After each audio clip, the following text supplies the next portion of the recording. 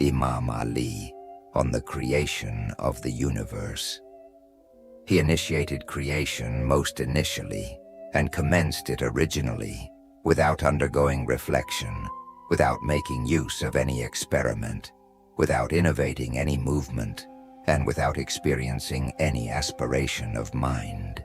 He allotted all things their times, put together their variations, gave them their properties, and determined their features, knowing them before creating them, realizing fully their limits and confines, and appreciating their propensities and intricacies.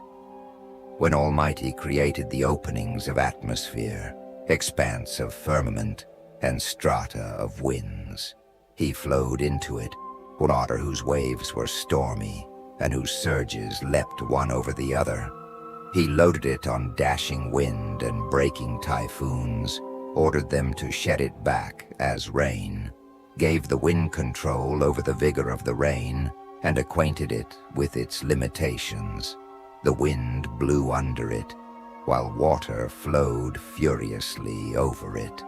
Then Almighty created forth wind, and made its movement sterile, perpetuated its position, intensified its motion, and spread it far and wide.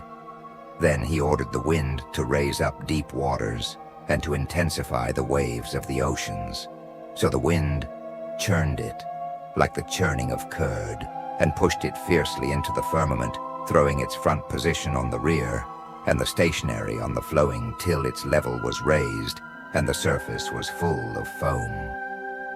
Then Almighty raised the foam onto the open wind and vast firmament, and made therefrom the 7 skies, and made the lower one as a stationary surge, and the upper one as protective ceiling, and a high edifice without any pole to support it, or nail to hold it together.